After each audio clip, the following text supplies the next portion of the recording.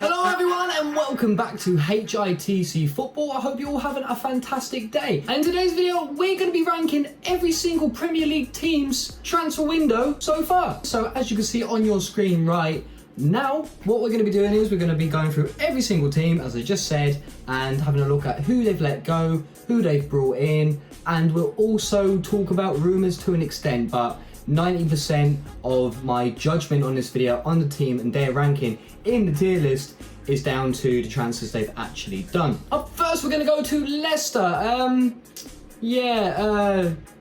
They haven't signed anyone. They've let 6 players go on released and they haven't signed anyone. So this picture fits quite well. Leicester R&D. Up next, we move to Liverpool and they've got Darwin Nunez, who is debatable, quite a lot of money for his age and for what he's done. Let's just put that there. Then we've got Calvin Ramsey. Now, Calvin Ramsey is a signing and a half. That is a really underrated signing. I think Calvin Ramsey's going to be fantastic.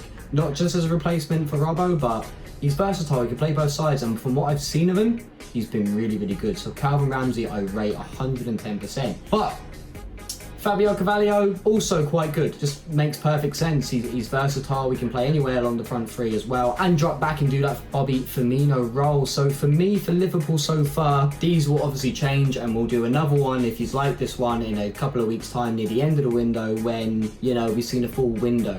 I do think Origi going is obviously, he was never going to be the main man, but he was such, Liverpool fans, you know what I mean. Origi was special for years and it's a shame to see him go. But he's finally got rid of Karius. Firework.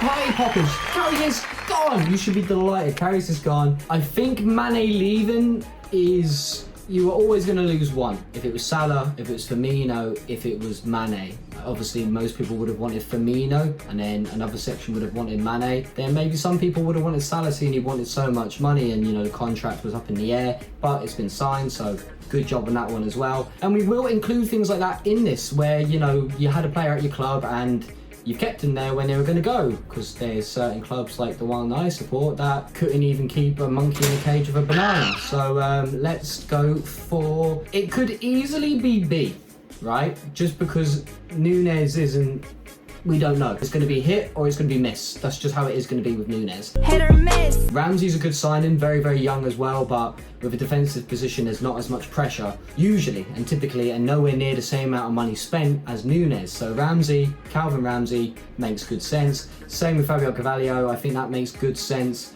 Nunez is just a little bit out there for me, a little bit outlandish. Now we'll see if we change it later, and I'm sorry to Liverpool fans. Also with the loss of Mane, even though Nunez could be a fantastic replacement, I'm going to put you as low A.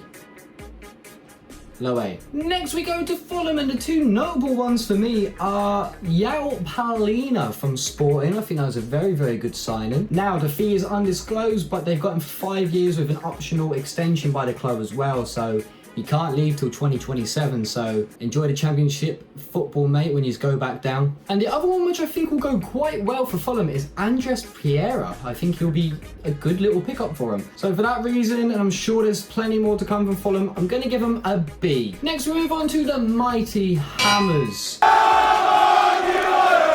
They made Areola permanent. I think that's decent, not too bad. And they also brought in Narif Akoud, I think it's Akoud, from Rennes in League One, who looks like a decent centre-back option. And also being able to be a makeshift left-back, which for West Ham, with the amount of games they're going to have, is a good thing. Squad depth is everything in the Premiership, as we're well aware. So for that reason, they obviously had some outgoings, but nothing too major. Maybe, Mark Noble retiring, but he didn't feature heavily.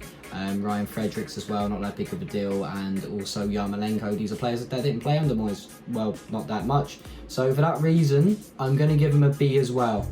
They definitely need to sort out somebody to go up front, in my opinion. They also need maybe one more squad player for, the midfield area, just in case you do have injuries. And yeah, but pretty decent window so far. Could be better, could be worse.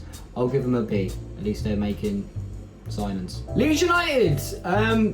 This looks like a really good window for Leeds, not gonna lie. Let's start with Mark Roca first. I think Mark Roca from Bayern Munich is a fantastic bit of business, and I think he's definitely Premier League quality in my eyes from what I've seen of him. So that's already a good deal. Next, you've got the sign of Tyler Adams from Leipzig. Once again, brilliant bit of business in my eyes. I think Tyler Adams has a lot to prove and can give an awful lot to that Leeds side. And then, yeah, they've made 6 signings so far, but we'll just talk about 4. They've also brought in Brendan Anderson and Ramus Christensen from RP Salzburg. So it's just all these players look decent. There's not really too many holes to pick apart in who they bought. It's all been decent business from Leeds. Oh, and just before I forget, they are after signing Luis Sinistela from Feyenoord, I'm not too sure. If you want a pronunciation, ask the Dutch guy, he'll tell you. Now, yes, it is the Dutch league, but he leaves there with 113 games under his belt, 35 goals and 29 assists, which isn't too bad for a 23-year-old. So Leeds just looking like they're doing a little bit of a madness. And we could see even more spending from Leeds as well, with Raphinha leaving, which is a bit of a blow, but for the money they got, that's a lot of money for Leeds. So especially with the way that club spends. So I don't know if there's going to be any S's in this, but Leeds are the closest so far. So Leeds, will give you an A. Next up, we go to White Hart Lane with Tottenham. Tottenham, I'm going to be blunt with you, S. I think Tottenham's window so far has been an S. Shoot me. Finish me off. First of all, let's talk about the free transfers here for a minute, okay? Lenglet's a loan with, I think, an option to buy. I need to check that one out, but Lenglet's still a decent centre-back. He's been at Barcelona. He's been a bit wobbly at times, but I think Conte's going to make any centre-back work. I'm not going to lie. Did you see, the Spurs players like fainting and getting sick after the training and pre-season? Yeah, that man makes your work for your wage. So Lenglet, I think, is going to be decent, and we'll see. It's good, decent squad depth, in my opinion. Richarlison from Everton is a bit, it's the only negative. I think it's a bit too much, and I don't see where he's going to play. I see a lot of people saying, like, he's there for depth, he's there for, like, backup. You don't spend that sort of money on a backup.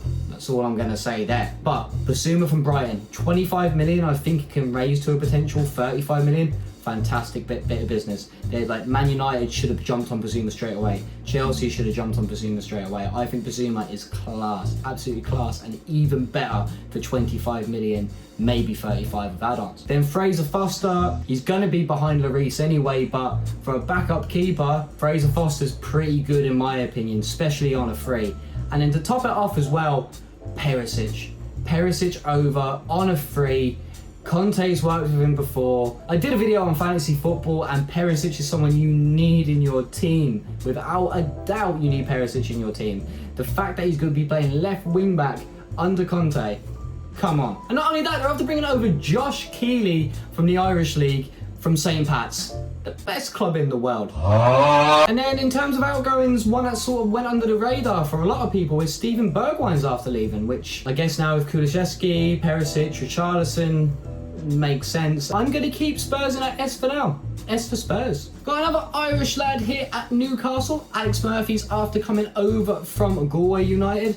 No comment on Galway. Nick Pope from Burnley was a fantastic bit of business in my opinion. I think he's a quality keeper, especially for the money paid. Then you talk about Matt Targett from Aston Villa, another really good signing in my opinion. Fantastic. Matt Targett is a really good, reliable Premier League player in my opinion. Then Botman from Lille just adds on top of it. I think Botman's going to be one of them you never know with the French league. It's either amazing or poopy. Now, they also managed to get the likes of Jeff Hendrick and, Kieran Clark out on loan, which is good, very good. I think that's a good thing to do. This is a team that could potentially get Europe in some way or another this season, quite possibly, and you don't get Europe with players like Kieran Clark and Jeff Hendrick, in my opinion. So, not too bad from Newcastle. I was expecting more, but as I said, this is giving them a rating so far. But Newcastle so far, not bad. Could be B, but it is better than Fulham and West Ham. Not S. I think they could get S if they go and sign more. So we'll give Newcastle an A.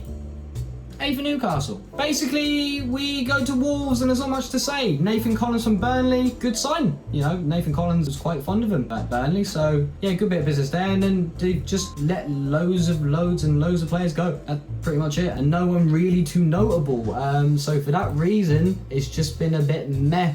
This Collins signing gets a B. I think Collins will be a good player for Wolves, so let's put Wolves there. The day of recording is the day that Man United confirmed Christian Eriksen on a free, fantastic bit of business. Then obviously Malaysia from Ferro Nord looks quite good as well. They need a bit more. They need a good bit more. I don't know exactly what. It'll be interesting. Maybe Ten Hag will make that squad top 4 again. Who's to know? But for Manchester United, yeah, I think there's definitely more to come from the window. Still waiting on Frenkie de Jong to see if that happens from Barca. There's a lot of stuff up in the air. So for that reason, so far, Eriksen on a free is a lovely bit of business. And I think he definitely will be back to the Eriksen that we know fully. He was already good for Brentford coming in having an instant impact. But Manchester United, given that he's had more time to fully recover, fully get back into playing football after what happened, for that reason, they do still get B. But wait a minute, I haven't spoke about outgoings. Obviously Cavani, out of contract, past his best. Probably the same with Juan Mata, even though he's linked with Leeds, and I think that would be another good signing for Leeds. Paul Pogba going, yeah, bit of a loss on that one. Jesse Lingard finally gone as well. Still wait to see where he's gone. Dean Henderson going on loan to Nottingham Forest. That's good, you know, for a player that needs to be getting first team football and is probably capable of being the first team goalkeeper at United, but David De Gea is so good. And then Matic obviously then makes the trip over to Roma as well to join back with his old buddy, old pal, Jose Mourinho. So just because of the outgoings, Man United is one where I'm going to put on B for now. So don't, I know there's United fans watching this, please don't hurt me. But I think I'll look at them at the end, and obviously they're ones that, you know, if they get De Jong in, top tier, they get De Ligt in, top tier, and that sort of signing would move them up in the ranks. But just because of the amount going out, even though they, you know, were past their best, most of them are obviously Pogba, and I think Lingard is still a decent squad player, but wants to be a starting man. So for that reason alone, I'm going to put on B. A lot of players out for Bournemouth, but nobody really too notable. Either players out of contract or players past their best. Example being the likes of Gary Cahill and Owen Palmer. But we've got Ryan Fredericks from West Ham. Decent. It's okay. It's not bad. And then we've got Joe Rotherwell from Blackburn. Also just okay. Not good enough for a team that's coming up, but not too far behind Fulham still. I don't really want to do a C, but it's C for now. That squad does need some more experienced heads in that, and they haven't gone and got that. So Bournemouth C. Sorry. Next we go to Arsenal after picking up Marquinhos from Sao Paulo. Looks like a fantastic young, exciting talent. Fabio Vieira, very similar. I think that's a fantastic bit of business. I know, once again, I said earlier on about Nunez. Not nowhere near as much paid for Vieira, but with Vieira, I've just seen a lot of people say he's going to be class. And there's a few people I know, and they, you know, shouted out that Fernandes was going to be fantastic and got that right on the head. They got it right with some other picks as well coming over from the Portuguese league. So for that reason, along with the sign of Gabriel Jesus, which is really, really good. Once again, fantastic bit of business. Not too many notable outgoings. The biggest would be the likes of Lacazette, but that's sort of out of contract and once again past his best. So for that reason, it's just a really, really good window. As good as Spurs? No.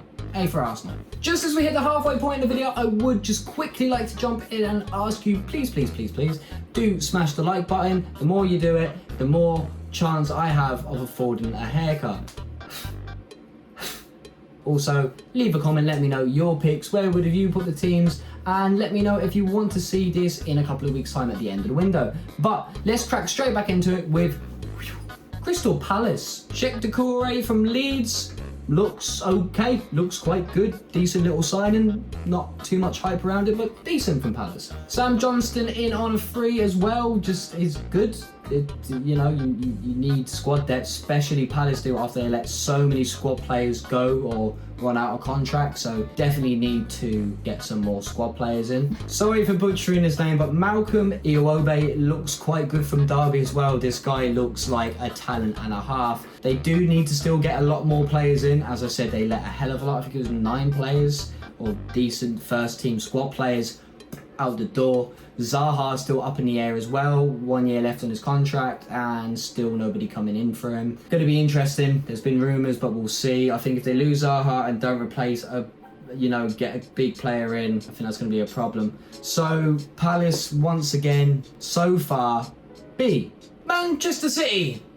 everybody's favourite team, especially in the transfer market. Haaland in, Calvin Phillips in. That's all they really need. They needed, you know, somebody come in and cover that Rodri role, and Calvin Phillips is perfect for that. He's good enough to challenge Rodri, so they aced that. And then Haaland, everybody wants him to flop and fail because it's City. And loads of people are like, oh, it's not that good of a signing because, you know, he's only young, he did it in the Bundesliga, it doesn't mean he's going to do it here.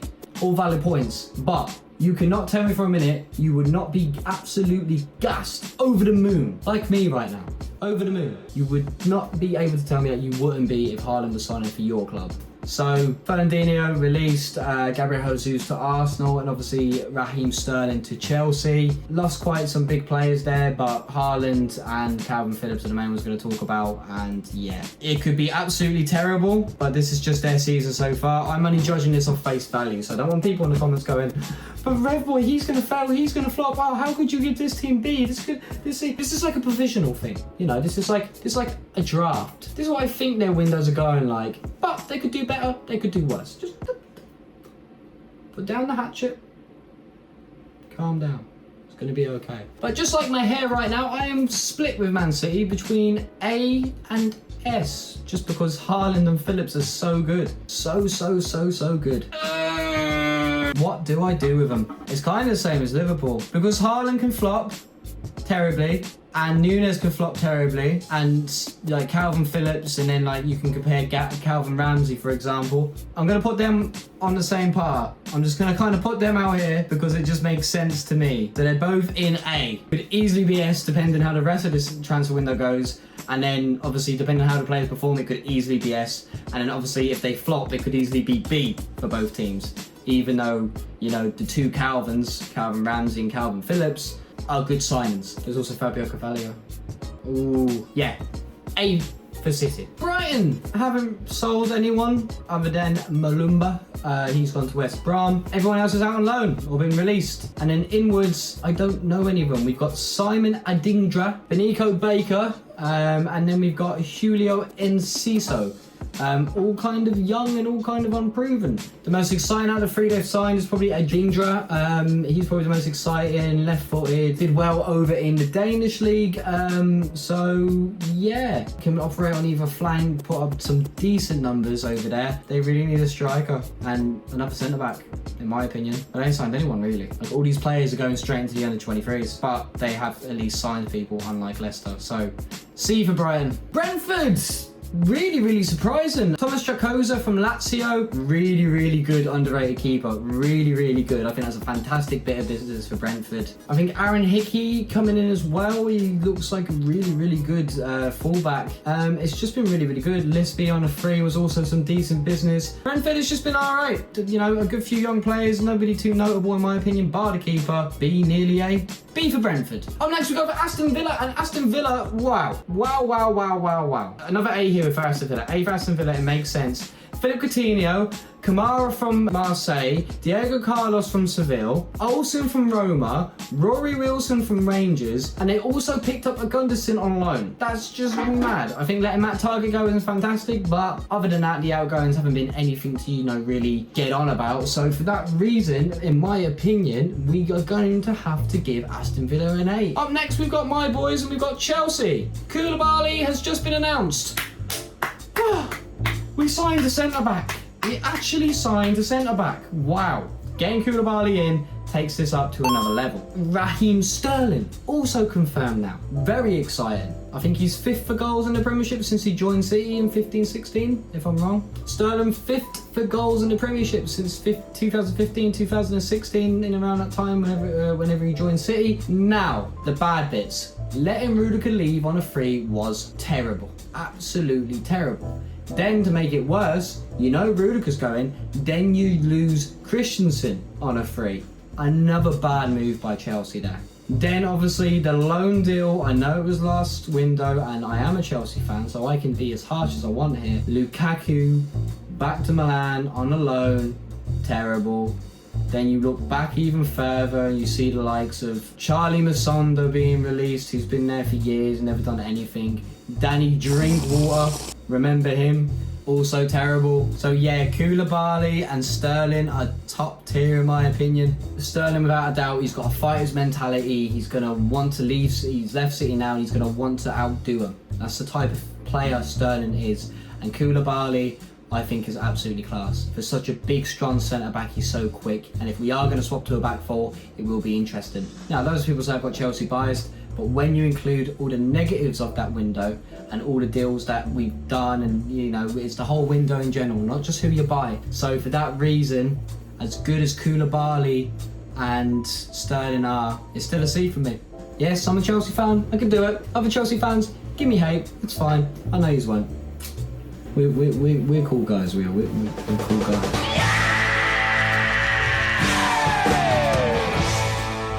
So yeah, B for Chelsea, just because the outgoings are so bad.